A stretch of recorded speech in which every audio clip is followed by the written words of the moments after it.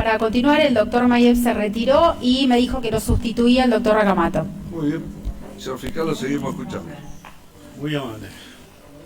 Bueno, estábamos en la parte de la prueba en relación a las irregularidades de la comisaría séptima que de alguna forma venían a explicar y tenía que ver con esa parte del resumen de que por qué pasó lo que pasó. Recording in El progress. respectivo repertorio de violencias antes descriptos, como se pudo establecer en este debate, fue sufrido por Franco Casco en las horas en las que estuvo en la comisaría séptima, lo que fue ampliamente probado con los testimonios referidos, con las fotografías de él agregadas a las actuaciones policiales, que lo muestran conforme testimonio de los familiares con la cara, manos, pómulos hinchados y mojados, lo que se condice con los gritos que escucharon los detenidos y con las prácticas violentas de los funcionarios de la policía de esa dependencia. Tal como veremos más adelante y en palabras de los propios testigos, Franco Casco cayó en la peor guardia.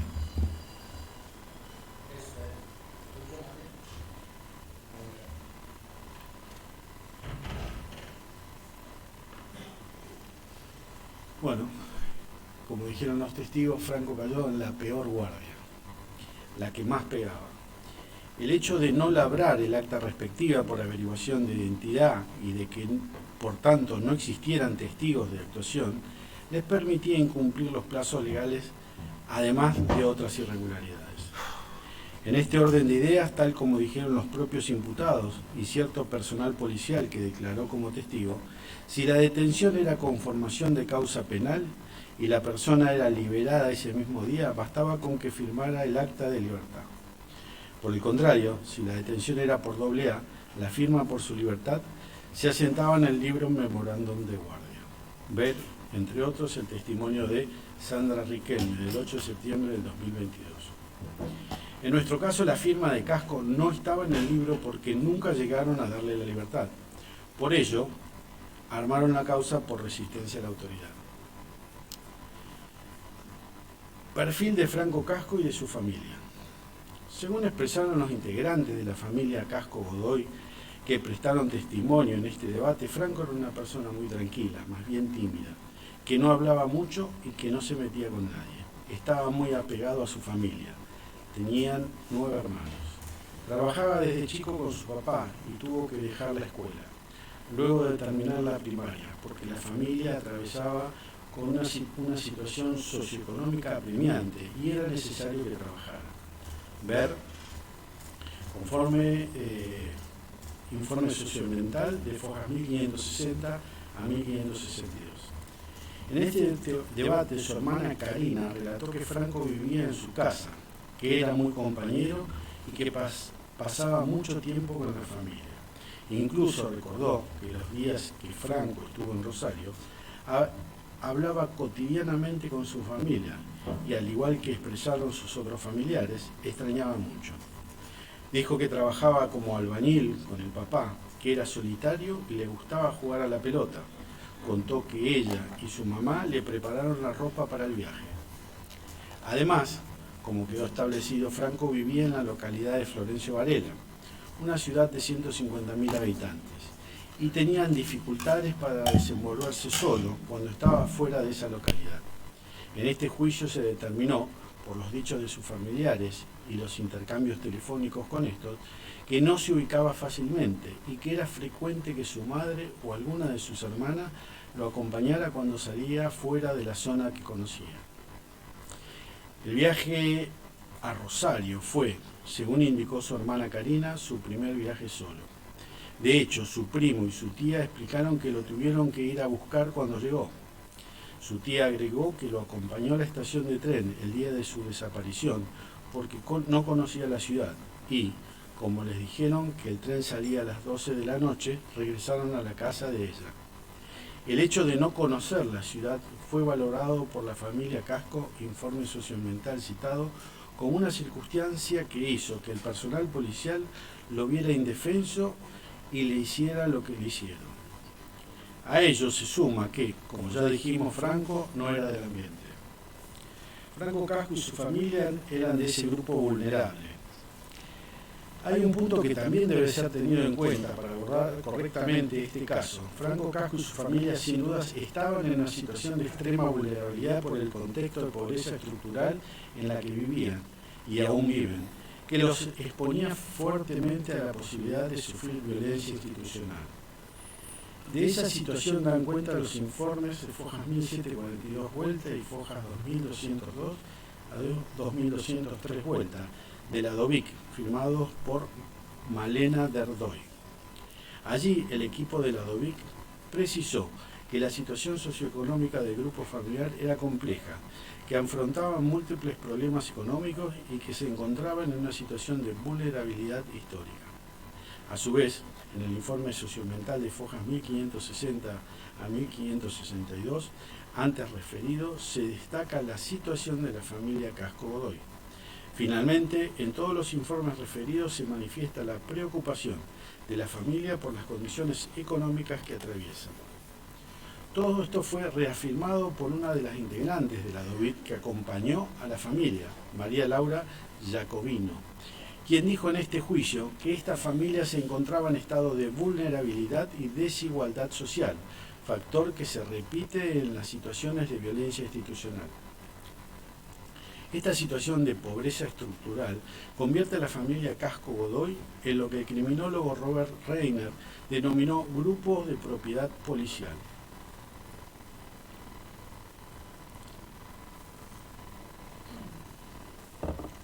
Indicó que una categoría se convierte en propiedad policial cuando los poderes dominantes de la sociedad, en la economía, en el gobierno, etc., dejan que el problema de control social de esa categoría los resuelva la policía. Leer J. Lee, 1981, 53 a 54. En el mismo sentido, la doctora Virginia Kramer, al ser preguntada por esta fiscalía sobre si había determinadas características que hicieran que algunas personas sufrieran mayor violencia institucional, explicó que, de su experiencia y según la bibliografía nacional e internacional sobre victimología, es posible determinar que los sujetos vulnerables son aquellos que, según el lugar donde se ejerza este tipo de vulneración, tienen características físicas, culturales y económicas particulares, diferentes al resto. Es más común encontrar la violencia institucional en casos de colectivos vulnerables que sean de origen humilde, cuya coloración de la tez no sea blanca, que pertenezcan a pueblos originarios y que sean jóvenes. No hay duda de que Franco y su familia pertenecían a ese grupo. Las declaraciones falsas de Alberto Daniel Crespo.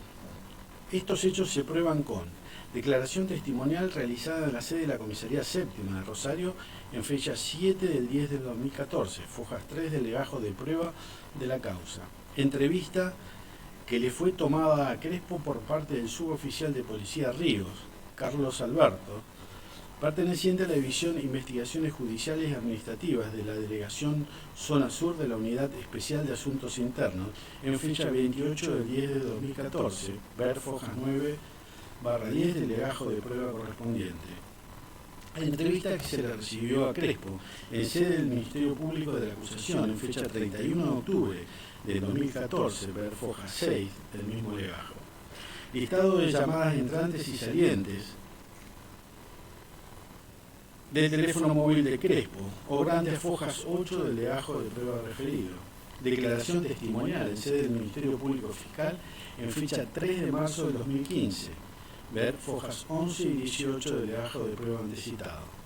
Ante todo, vale decir que el imputado, al describir el recorrido que habría realizado para ver qué estaba haciendo este muchacho cuya conducta le resultó sospechosa, dio dos versiones sustancialmente distintas en ocasión de declarar ante asuntos jurídicos y ante el Ministerio Público de la acusación. En relación a la comunicación que entabló con Álvarez, afirmó lo siguiente: en sede policial, que ese día 7 de octubre, cerca del mediodía, no pudo comunicarse con la línea 911 por la cual se comunicó al celular del jefe de la comisaría, Fojas 27. Y en la entrevista realizada en Asuntos Internos, que llamó a la Comisaría Séptima y al no atenderlo cortó y llamó al celular del comisario Álvarez, Fojas 244. Ante el Ministerio Público de la acusación declaró no haber podido comunicarse con el teléfono de la comisaría, por lo cual llamó directamente al comisario al celular Foja 153. Y ante el fiscal federal dijo que se comunicó directamente con el comisario, que cree que primero llamó a la comisaría, pero que allí no lo atendió nadie. Y agregó, en dicho testimonio, creo que Álvarez me comentó que uno de los teléfonos de la comisaría no andaba. Ver Fojas 1132 a 1139. Todas estas versiones dadas por el testigo resultan, además de contradichas, con el listado de llamadas entrantes y salientes del teléfono móvil de Crespo, del cual solo surge que el día 7 de octubre Crespo se comunicó con el celular de Álvarez, y no así con el teléfono de la comisaría ni con la línea 911. Recordemos también aquí que, conforme a lo informado por la Unidad Regional 2, en el informe obrante a Fojas 1136 del Principal, el servicio telefónico de la Comisaría Séptima se encontraba funcionando normalmente. Obrante 1336. Por otra parte, en relación al momento en que Crespo supuestamente ve el móvil policial en sede policial, este expresó que cuando llegó a la calle Bordavere y Alsina, pudo observar que un móvil de la policía tenía dentro un masculino de similares características al que se encontraba sentado en la plaza, al que antes relató haber visto allí. En la entrevista efectuada en sede de Asuntos Internos, relató que vio el patrullero en Catamarca entre Alsina y Lavalle, y en su interior vio 2 policías y a una persona de ropas oscuras en el asiento trasero, que pensó que era el chico que estaba en la plaza.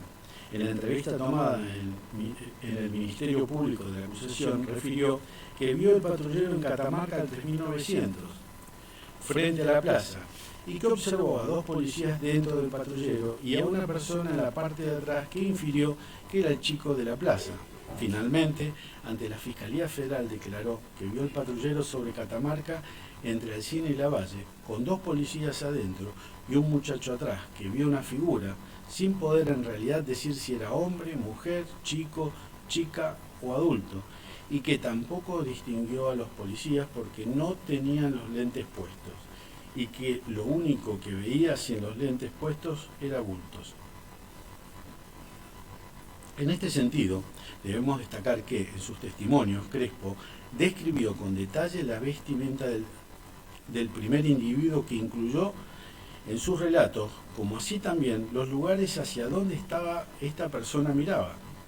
A esto se refirió en las testimoniales ante la Comisaría Séptima, Asuntos Internos, MPA y Fiscalía Federal.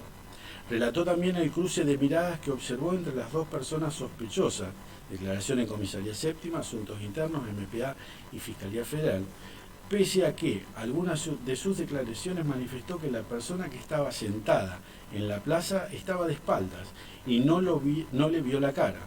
Declaraciones ante el MPA y la Fiscalía Federal.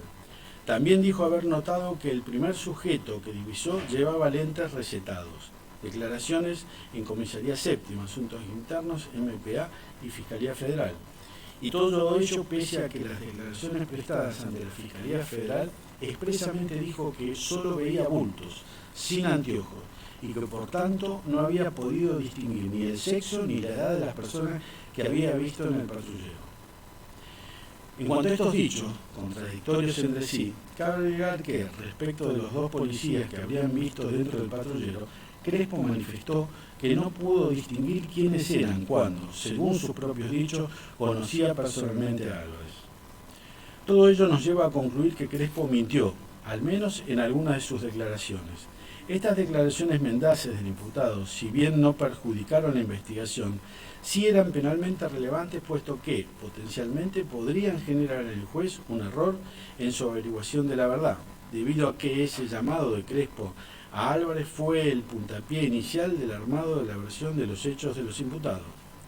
Destaquemos aquí que, según la versión policial, Crespo habría informado a Álvarez que un joven sospechoso que observaba los picaportes de las casas había cruzado una mirada cómplice con otro joven que estaba sentado en la plaza, lo cual habría dado lugar a que Álvarez y Acosta intentaran identificar a esa persona que estaba en la plaza.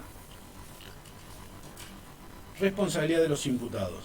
A fin de asignarle a cada imputado la responsabilidad penal que les cupo en el presente juicio, este Ministerio Público Fiscal se valió de diversos elementos que permitieron tomar un cabal conocimiento respecto de los sometidos a proceso. La prueba de la responsabilidad, en términos generales, las encontramos ante todo respecto del libro de guardia y demás documentación emanada de los propios imputados, ha quedado demostrado que su contenido en algunos casos reflejaban la verdad parcialmente y en otros dicha documentación fue alterada, esto es, allí se mezclaron verdades con mentiras.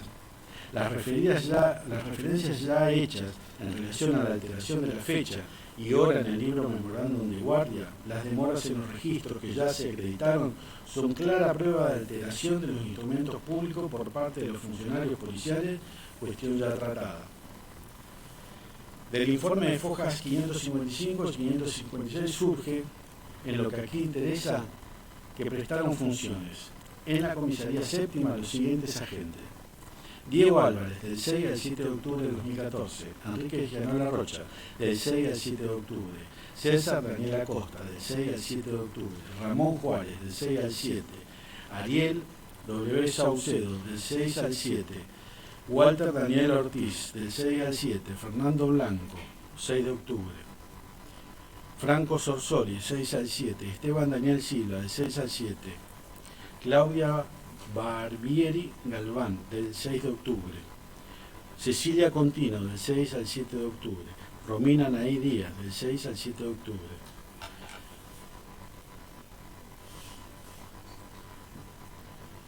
Rodolfo Jesús Murúa, 6 y 7 de octubre, Belkis Elizabeth González, 6 y 7, Marcelo Guerrero, 7 de octubre, Walter Eduardo Benítez, 7 de octubre y Cintia Greiner, 7 de octubre.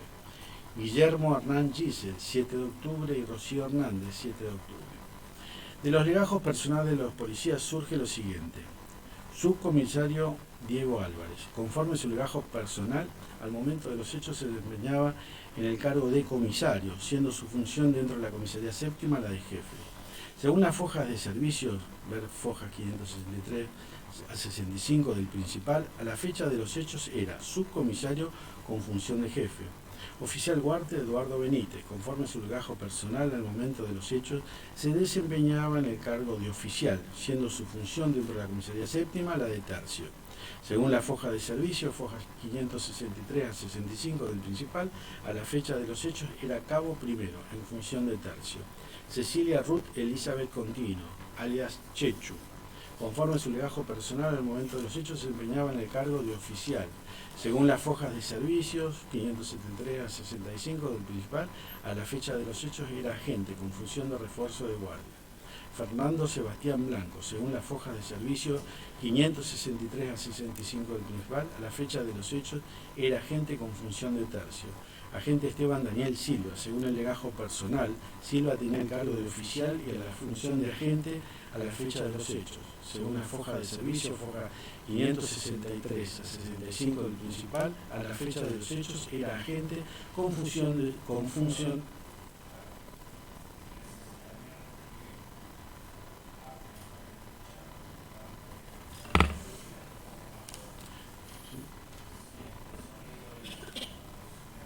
Sí.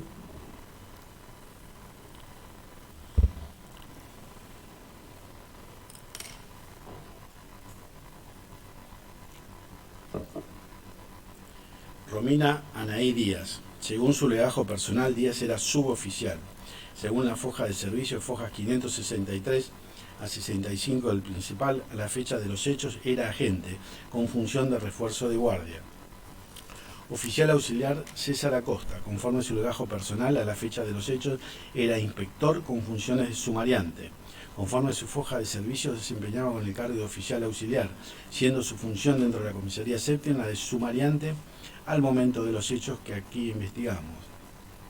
Agente Guillermo Andal Ginsel, conforme su legajo personal a la fecha de los hechos, era oficial con funciones de sumariante. Conforme su foja de servicio, se desempeñaba en el cargo de agente, siendo su función dentro de la Comisaría Séptima la de sumariante al momento de los hechos aquí investigados.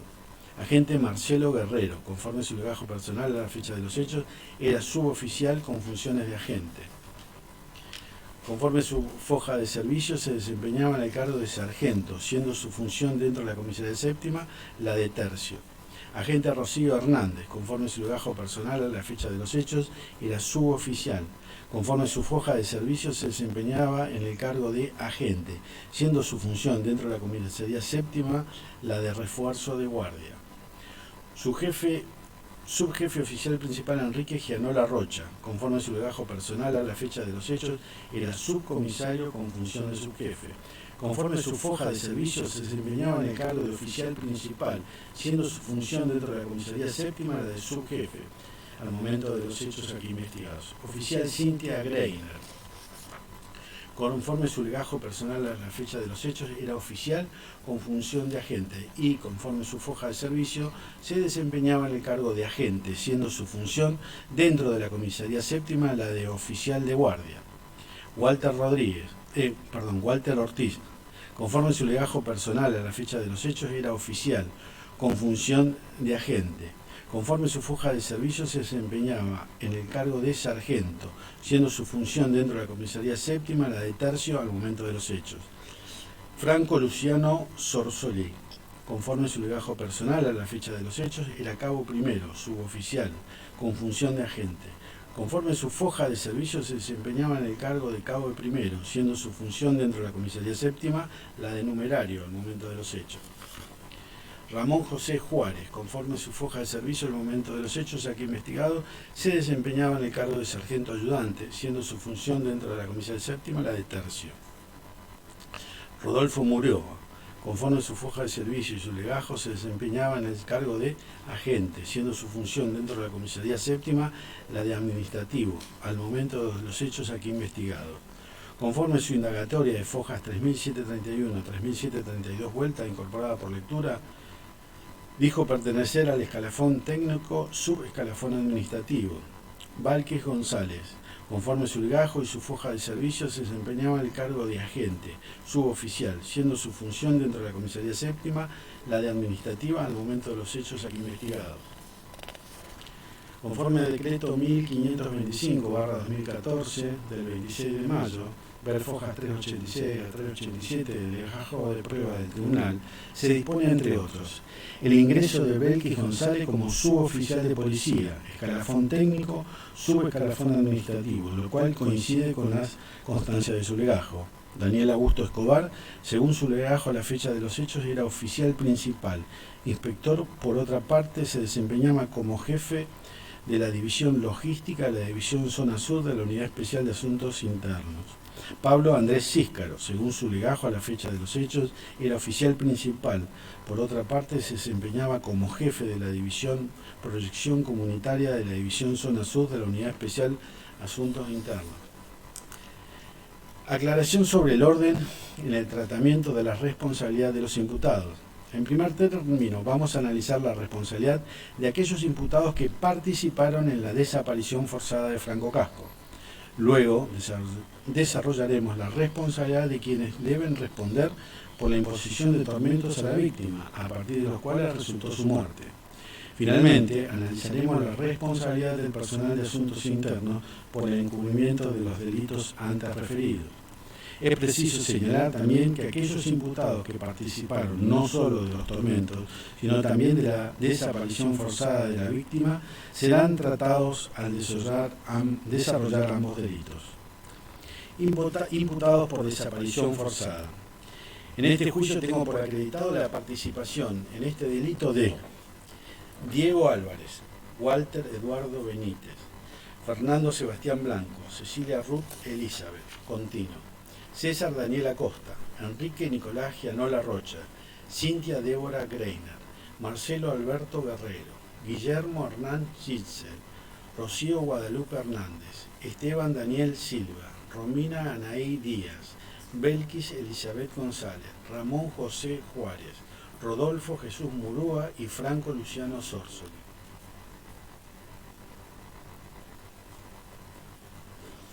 En este sentido, debo aclarar que está con el agravante de desaparición forzada seguida de muerte. En cuanto a la participación del delito de desaparición forzada, la intervención de los imputados comenzó con la privación ilegal de la libertad de Franco el día 6 de octubre del 2014 por la noche. Luego, cuando ya la víctima había fallecido, fraguaron actuaciones de toda índole dirigidas a desaparecerlo. También negaron sistemáticamente información sobre él a sus familiares o les dieron información falsa. En esa noche del 6 al 7 de octubre, la víctima también fue sometida a tormentos que le ocasionaron la muerte. Como ya expusimos ampliamente al tratar los hechos, el día 6 de octubre del año 2014, por la noche, el personal de la Comisaría Séptima, entre los cuales estaban al menos el subcomisario Álvarez y el agente Romina Díaz, patrullando en móviles policiales, en alguno de los dos móviles privaron ilegalmente de su libertad a Franco Ezequiel Casco y lo trasladaron a la referida comisaría. Una vez alojado allí, además de Álvarez y Díaz, lo mantuvieron privado de su libertad Silva, Benítez, Blanco, Cotino, Sorsoli y Juárez. La prueba de la participación de estos imputados en este primer tramo de los hechos lo encontramos en los dichos de los propios detenidos en la Comisaría Séptima, que los días de cacerías eran los días previos a los inhábiles. El modus operandi, en cuanto a cacería, llevaba al incomunicado, golpiza, toma de datos y nuevamente golpiza, y que las sesiones de tortura eran normalmente de noche, probado también por la fotografía acompañada al sumario y el propio sumario. Los numerosos audios que ya mencionaron y algunos se reprodujeron al tratar los hechos, que los ubican en la propia comisaría, a Díaz, y en los móviles policiales que estaban en servicio esa noche, Álvarez y Díaz. En este sentido, cabe decir que Álvarez reconoció su voz en varias de las comunicaciones radiales que les exhibimos en la audiencia de debate, el 6 de octubre a la noche. Ello prueba que en esos momentos se encontraba patrullando la jurisdicción. También se encuentran agregadas a la causa las cartas de incidencia, que son coincidentes con las modulaciones del 911 y la Comisaría Séptima. Existen también llamadas entrantes y salientes de la Comisaría Séptima, obrantes en el CD Gendarmería Nota 1567-19-CE, de la instrucción suplementaria de dicho tribunal de interés en este punto. También hay cartas de incidencia que prueban la presencia de los imputados esa noche en la dependencia de la Comisaría Séptima. En tal sentido, al tratar los hechos, ya que se mencionaron los audios de mayor relevancia, que resultan también prueba de la responsabilidad de Álvarez y Díaz. Los mencionaré a continuación. Audio 9.800.055. Audio 9.800.275, 9.800.326, 9.800.332, 9.800.315 del 6 de octubre a las 22:15 y 18 horas. Audio 9.800.166 del día 7 de octubre del mismo año a las 0:32:54. También existen registros de llamadas entrantes y salientes de la Comisaría Séptima, obrante en CD, Gendarmería Nota 1567-19-C de la instrucción suplementaria de dicho tribunal. Dentro de ellos tenemos la llamada del 6 del 10 de 2014 a las 23:55:53. Allí llaman por un hecho de robo en Constitución 329. Atiende Díaz y dice: hasta hace media hora estábamos en la calle, pero ahora quedamos dos nomás, mi compañero y yo. En relación a dicho audio, en la carta de incidencia número RO 60-63-932, incidencia en la fecha 6 de octubre y cerrada a las 0:34:46 del día 7 de octubre, precisamente el agente Díaz aporta información al 911 sobre una incidencia a las 0:34:27 del día 7 de octubre, lo cual confirma su presencia en la dependencia en dicho horario. Citamos finalmente las constancias del libro de guardia de la comisaría, que ubican esa noche en la dependencia a Juárez, Sorsoli, Álvarez Díaz y Abel Quis González. Según folio 84 del referido libro, a las 19:50 horas del 6 de octubre se hacen presentes en la comisaría el sargento ayudante Juárez y el cabo primero Sórsoli. En el folio 85 del libro Memorándum de Guardia número 15 consta que a las 20:10 horas del día 6 de octubre queda Sórsoli a cargo de los penales, retirándose al día siguiente a las 8:35 horas, ver folio 88 del libro referido. Conforme al folio 86 del libro, a las 23:30 horas se dejó constancia de que a las 22 horas se retiró el suboficial González Belque sin novedad. Sugestivamente, ese registro tardío del supuesto retiro de la imputada, 1:30 antes, situaba a González fuera de la dependencia en el horario en que ocurrió el primer tramo de los hechos aquí investigados. Según el folio 86 del citado libro, a las 0:40 horas del día 7 de octubre, se retira el sargento ayudante Juárez Ramón sin novedad. En folio 86, fecha 6 y 7 de octubre del 2014, 20:55 horas, regresa el subcomisario Álvarez Diego en su vehículo particular. 21:05 sale el subcomisario Álvarez con personal a recorrer la jurisdicción. 23:30 horas regresa el subcomisario Álvarez Diego con personal de recorrer la jurisdicción. 1:30 horas sale el subcomisario Álvarez Diego en su vehículo particular. En folio 88, el 7 de octubre del 2014, figura 8:35, Franco se retira agente Díaz de S/S, cabo primero Sórsoli de S/S. Por otra parte, existen numerosos testimonios de los presos que ubican a Álvarez y a Díaz esa noche en la comisaría, cuando ingresan a Franco Casco y luego lo torturan. En tal sentido, cabe decir que ello se prueba con los testimonios de Daniel Ruiz, Pablo Pereira, Pablo Argüello, Darío Oscar Navarro y Cristian Holguín. También hay numerosos testigos que sitúan a Silva, Blanco, Contino y Benítez, allí cuando Franco Casco fue sometido a golpes y torturado, a los que me referiré al tratar específicamente la responsabilidad por tormento. Por otra parte, los propios imputados Álvarez, Díaz y Sórsoli reconocieron haber estado esa noche en la comisaría. Álvarez dijo en su ampliación de indagatoria que, respecto de esa noche del 6 de octubre, que Díaz se encontraba presente. Dijo textualmente: esa noche quedaron únicamente Díaz y Sórsoli. Sórsoli, en su ampliación de indagatoria de fojas 3872 a 3873, dijo: la guardia del 6 fue una guardia más. No hubo absolutamente ninguna anormalidad, nada de nada. Me acuerdo que trabajaba con Díaz, que ella la superior de servicio, y puede haber habido alguien más de guardia, pero no recuerdo quién puede ser.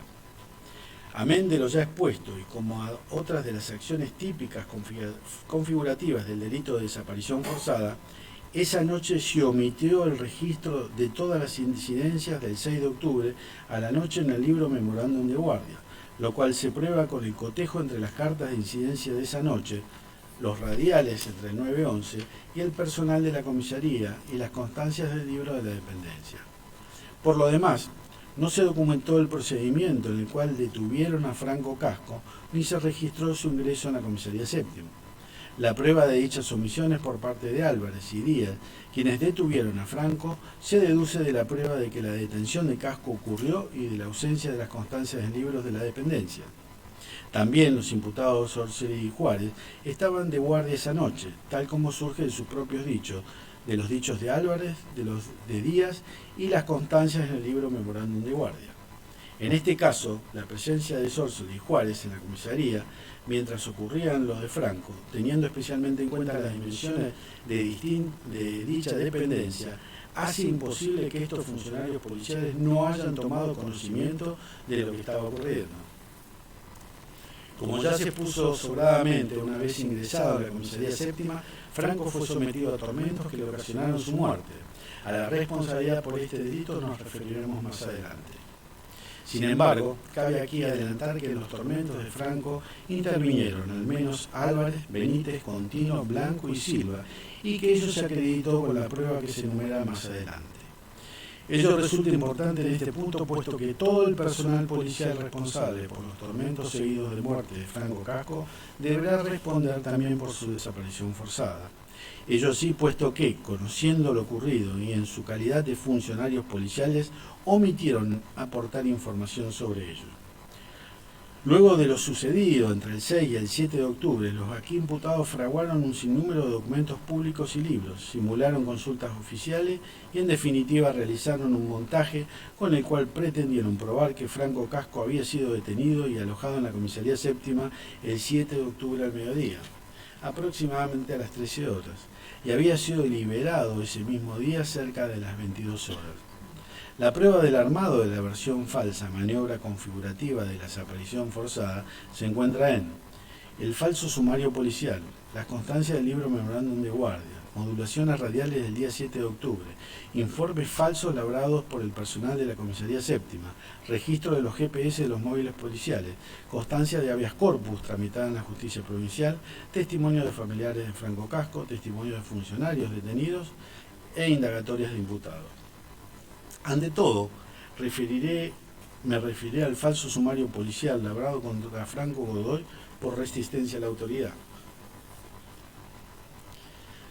Me remito aquí al análisis hecho previamente en relación a todas las irregularidades en las actuaciones policiales. Cabe recordar, ante todo, el valor que debe darse a la documentación emanada de los propios imputados. El más claro ejemplo son los registros en el libro Memorándum de Guardia de la Comisaría Séptima, que se efectuaron con posterioridad, tal como explicaron el director general de Policía Daniel Alfredo Jiménez y el fiscal Fernando Dalmau, circunstancias que le permitían al personal policial armar su propia versión de los hechos. En el sumario policial falso intervinieron el subcomisario Diego Álvarez, el jefe de sumario César Acosta, agente Guillermo Hernán Gisel y agente Esteban Daniel Silva. En este sentido, Álvarez firmó la elevación de la denuncia a orden pública, ver Fojas 3, y además de figurar en el acta de procedimientos de la supuesta detención de Franco Godoy el 7 de octubre, ver Fojas 4 y 4 vueltas, que no tiene firma. Su firma también se encuentra a fojas 7, 8 y 9 del sumario, en la ficha dactiloscópica y en la nota de remisión de fichas para cotejo por parte de dactiloscopía, fojas 10. Finalmente, según dichas actuaciones, fue Álvarez quien habría recibido el llamado de Crespo en su teléfono celular. A foja 5 obra la declaración testimonial de Crespo con la firma de Gisel.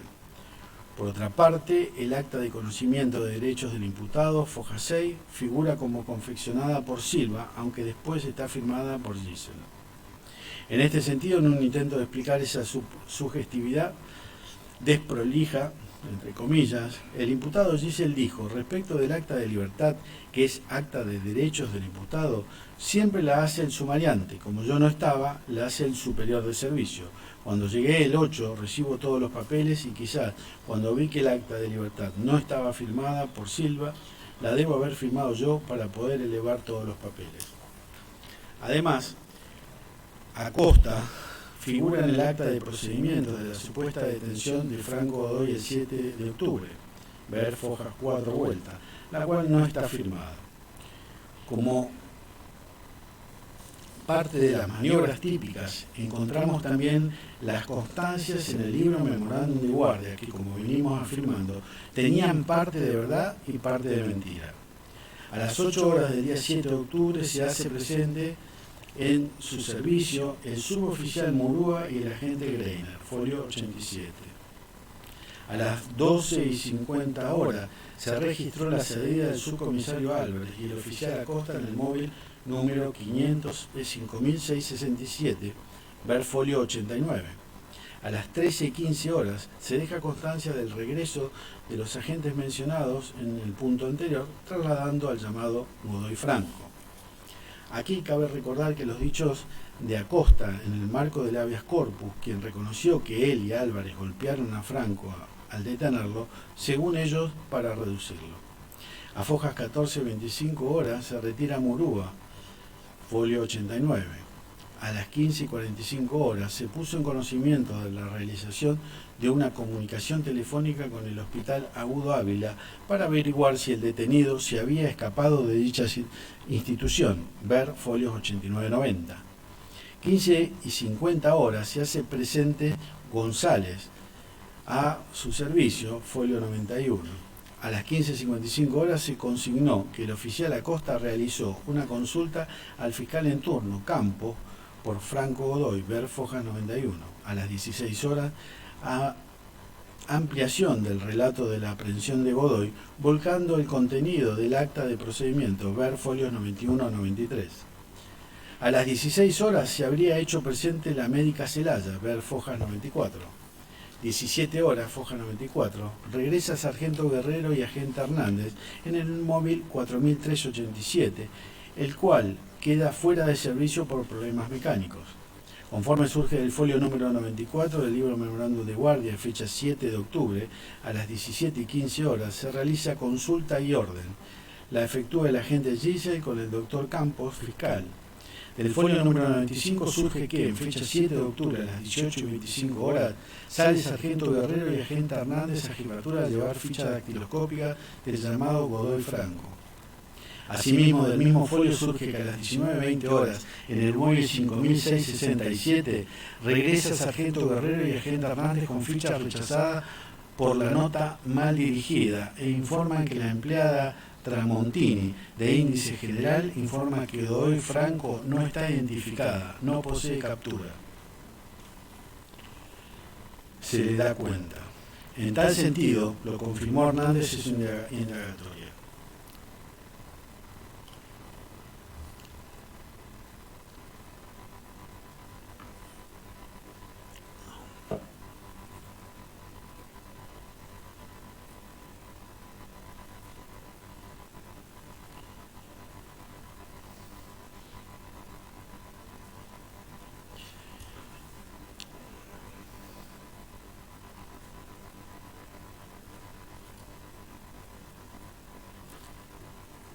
Sale Sargento, del mismo modo, el folio 96 surge que el 7 de octubre a las 19:30 en el móvil 5677 sale el Sargento Guerrero y el agente Silva con el llamado Godoy Franco a los fines de localizar un familiar, ya que el mismo manifiesta estar parando de una tía en esta ciudad, pero que no recuerda la dirección para llegar.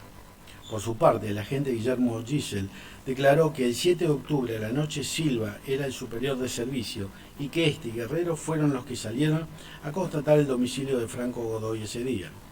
Según folio 98 del libro Memorándum de Guardia, número 15, a las 20:20 horas del día 7 de octubre, se deja constancia que Gianola Rocha, con personal de ambos tercios, realizan control de ambos penales, sin novedades, con un total de 40 presos fijos. Penales quedan a cargo del sargento ayudante Juárez. Juárez declaró en indagatoria Fojas 4629, 4633 vuelta, que ese 7 de octubre, después de las 20:30 aproximadamente, yo me hago cargo de los penales. El único cabo de cuarto era yo. En el folio 98 del citado libro, en la misma fecha, surge que el móvil 5667 a las 20:20 horas, regresa el sargento Guerrero y el agente Silva junto al demorado, el llamado Godoy Franco, haciendo constar que tras efectuar una recorrida por calle Richeri, seguido por Avenida del Valle, Callao, Jujuy hacia el oeste y la intersección de calle Bordavere y Alsina y sus alrededores, el llamado Godoy manifiesta en todo el recorrido no recordar o llegar en qué habitara él o alguien de sus familiares. Del folio 98, en fecha 7 de octubre, a las 20:38, surge que en el móvil 4387 sale el sargento Ortiz y la agente Silva hacia tribunales. Cuando declaró Silva en el juicio, sostuvo que salió con Ortiz para jefatura o sección dactiloscopía, que les dieron el informe y regresó a la comisaría. Conforme surge el folio 98 del libro Memorándum de Guardia, en fecha 7 de octubre a las 20:40 horas se realiza consulta y orden. Efectúa lo marginado el agente Giselle en la persona del doctor Campos, quien, interiorizado de que no se pudo constatar el domicilio del llamado Godoy Franco, ordena que en media hora se comunicará a la comisaría. Conforme folio 98-99 a las 20:50 horas regresa el subcomisario Álvarez, quien es impuesto de las novedades. En concordancia con dichas constancias, Álvarez dijo en su indagatoria: cuando regreso del oficial Gianola y Acosta, me dan cuenta de lo que se hizo, antecedentes penales, médico de policía, que faltaba la constatación de domicilio. En el folio 99, a las 21:55 horas, figura que regresa el sargento Ortiz y el agente Silva sin novedades. Conforme surge del folio 99 del libro Memorando de Guardia en fecha 7 de octubre, a las 22:03 horas, consta consulta y orden. Efectúa lo marginado el subjefe oficial principal Gianola Rocha en persona del doctor Campos, quien, interiorizado del resultado del informe dactiloscópico y de que él mismo no puede establecer domicilio, ordena que se lo notifique de la causa y recupere su estado de libertad a tenor del artículo 218. En este sentido, Gianola Rocha declaró en su indagatoria y confirmó lo registrado. El imputado Silva también dijo que fue Gianola quien efectuó la última consulta con el fiscal. Aquí cabe hacer ciertas consideraciones en relación a los imputados González y Murúa, los cuales estuvieron en la comisaría durante el día 7 de octubre en el lapso en el que supuestamente Franco Godoy estuvo allí, aunque cada uno en distintos horarios, situación que surge de las constancias del libro y que, a su vez, no fue controvertida por los imputados. Todos vimos en las inspecciones de la comisaría séptima que las dimensiones eran reducidas y que la guardia, donde según los propios dichos de los imputados, trabajaba el personal administrativo como ser González y Murúa, estaba a escasos metros del transitorio, donde supuestamente estaba alojado Franco Godoy. Con todo ello, podemos concluir que estos dos imputados no podían desconocer que Franco ya no estaba ahí. De este modo, con la omisión de denunciar los hechos que conocieron en su rol de funcionarios públicos, efectuaron un aporte alarmado del procedimiento fraguado y al delito de desaparición forzada. No olvidemos también que González estuvo la noche del 6 de octubre en la comisaría séptima y no podemos descartar, conforme el modo en que se registró su retiro ese día en el libro, que recién se haya ido con posterioridad a las 23:30 horas. También cabe aquí mencionar los informes remitidos por el 911 en relación al geoposicionamiento de los móviles policiales 4.387 y 5.667. Ellos dan cuenta de los movimientos de los móviles policiales de la comisaría séptima el 7 de octubre, los cuales fueron la base para el armado de la versión de los hechos falsa dada por los imputados. En relación a la imputada Greiner, en las modulaciones radiales incorporadas como prueba a esta causa, hubo un llamado identificado como el número 9807-691 del 7 de octubre del 2014 a las 16:14:30, correspondiente a una llamada efectuada desde la comisaría séptima hacia el 911, en el cual la agente Greiner de la séptima solicita que ubiquen en qué jurisdicción queda calle 12 al 3700 en Rosario, pasaje o calle.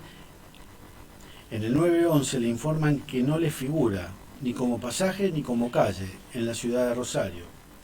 Aquí encontramos parte del aporte de la imputada al armado de las actuaciones. Respecto de esta consulta, efectuada alrededor de las 16 horas de ese día, vale decir nuevamente, como se expuso al tratar los hechos, que solo para mantener la coartada de que Franco estaba vivo, ellos debían simular que estaban buscando el domicilio, pero no lo tenían que encontrar porque Franco ya no estaba. Se comprende así por qué en este horario seguían consultando por el domicilio cuando ellos sabían que no era así varias horas antes, pues según en las constancias del libro Memorándum de Guardia, la anotación a las 13:15 horas ya refiere al domicilio de Franco Godoy perteneciente a Buenos Aires.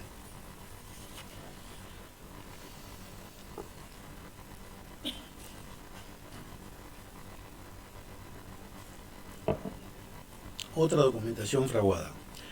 Por otra parte, y en relación a la totalidad de los imputados por el delito de desaparición forzada, vale decir que ellos, obligados a informar por su condición de funcionario público y conociendo todos ellos lo ocurrido, en particular Álvarez y Acosta, negaron sistemáticamente a los familiares de Casco y a los organismos públicos que participaron en la investigación de los hechos, que la víctima estuvo alojada en la comisaría séptima el 6 de octubre a la noche y 7 de la madrugada, así como las violencias a las cuales fue sometido y que le provocaron la muerte. Solo aportaron información falsa para desviar así la investigación. Tampoco revelaron datos que permitieran dar con el paradero de Franco. Los familiares de la víctima, Ramón Casco, Elsa Godoy, Roque María Casco, fueron en reiteradas ocasiones a la comisaría séptima a solicitar información y obtuvieron respuestas evasivas e información falsa. Además del referido sumario policial fraguado, los funcionarios policiales, en particular Álvarez, Gianlora Rocha y Acosta, labraron informes que sostenían la versión falsa sobre lo ocurrido con Franco, ver fojas 211 de la causa principal y fojas 455/6 del legajo de prueba del tribunal. En dicha nota, de fecha 22 de octubre del 2014, dirigida a la Secretaría de Derechos Humanos de Santa Fe, se sostiene la versión de la detención de Franco Godoy en fecha 7 de octubre. Además, este es el primer informe que elaboró el personal de la comisaría séptima, dando cuenta del paso de Franco Godoy, Franco Casco, por dicha comisaría, sin perjuicio de que tiempo antes ya tenían información para vincular a la persona desaparecida, Franco Casco, con la que había detenido el día 6 de octubre. Por otra parte, la responsabilidad por el delito de desaparición forzada se prueba con los testimonios de los familiares de Franco Casco. Ramón Casco dijo que, en una de las oportunidades cuando fue a la comisaría, los atendió el comisario, un petizo morrudito, que éste le dijo que Franco le había roto la chaqueta y le tiraba piedras, y que por eso lo habían detenido.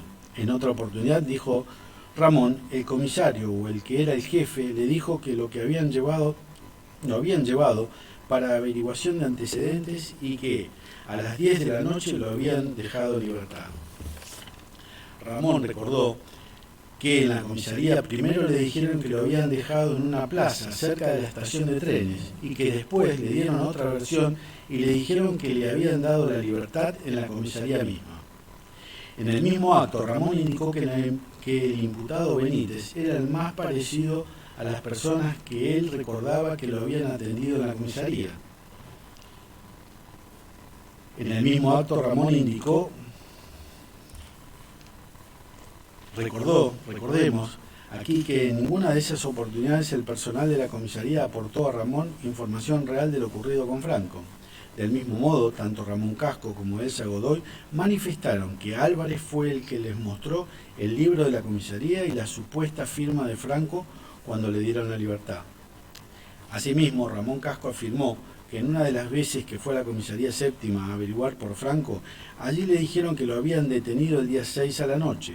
En este sentido, Elsa Godoy, en la declaración incorporada por lectura 548-550, manifestó que el comisario le dijo que Franco lo había detenido el día 7, lo que le llamó la atención porque Ramón le había dicho que cuando él fue a la comisaría séptima le dijeron que lo habían detenido la noche del día 6. Por su parte, Roque María Casco manifestó que en la comisaría séptima, cuando fueron a preguntar por Franco, estaba una agente femenina y había 2 masculinos, conforme a la descripción que aportó. Quienes recibieron a la familia en esa oportunidad fueron Álvarez y Acosta. Cabe señalar que, conforme a sus propios dichos, indagatorias y declaraciones prestadas en el marco del habeas corpus celebrado en la justicia provincial, tanto Álvarez como Acosta recibieron a la familia de Casco en la comisaría en alguna oportunidad. En dichas oportunidades negaron sistemáticamente la información real sobre lo ocurrido a Franco. Testimonios en general que incriminan a los imputados por desaparición forzada. En relación al imputado Walter Benítez, cabe citar los numerosos testimonios de los presos Maidana, Argüello, Espinosa y Busta Galeano, que refieren a Walter como el cabo de cuarto, esto es, como el responsable de los penales. En relación a la entrevista en Asuntos Internos, manifestó Darío Navarro que Walter lo llevó hasta la cuadra y que se quedó ahí. Respecto del imputado Fernando Blanco, cabe mencionar los dichos de Cristian Holguín, quien contó que sufrió amenazas y que se sintió perseguido después de terminar las salidas transitorias. Relató, en una ocasión, va otro policía a mi casa, me abre la ventana de golpe, frena un Ford Ka y baja, y era Fernando. y me dijo si le podía limpiar el terreno de la casa de la hermana, hasta que accedí. Fui a pesar de que lo que había vivido en la comisaría. Me preguntó si iba a declarar, que no escuché nada. Respecto de esta imputación, ya fue referida y por lo cual no voy a profundizar.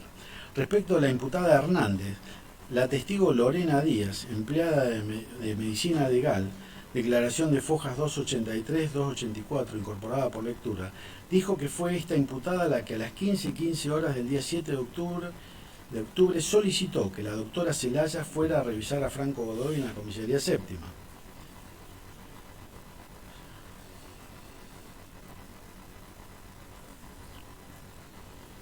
Hernández, tal como surge del libro Memorándum de Guardia, estaba en la guardia de la comisaría séptima el día 7 de octubre durante el día, cuestión no controvertida por la propia imputada al declarar. Todos vimos en la inspección de la comisaría séptima que las dimensiones eran reducidas y que la guardia estaba a escasos metros del transitorio, donde supuestamente estaba alojado Franco Godoy. Con todo ello, podemos concluir que Hernández llamó a Medicina Legal para que revisaran a Franco Godoy, sabiendo que Franco ya no estaba ahí. De este modo, efectuó un aporte alarmado del procedimiento fraguado. Por su parte, Daniel Ruiz identificó a la imputada Hernández como una de las que pegaba a los presos. Respecto de Romina Díaz, Daniel Ruiz la identificó como una de las que pegaba a los presos. Ruiz dijo también que Romina Díaz estaba en la guardia todas las noches de las 8 hasta el otro día, que se cagaba de risa, se burlaba, se reía y participaba, que era la más brava. Iba a pedir, señor presidente, un cuarto intermedio de unos minutos, con 10 está bien, salvo que disponga lo contrario.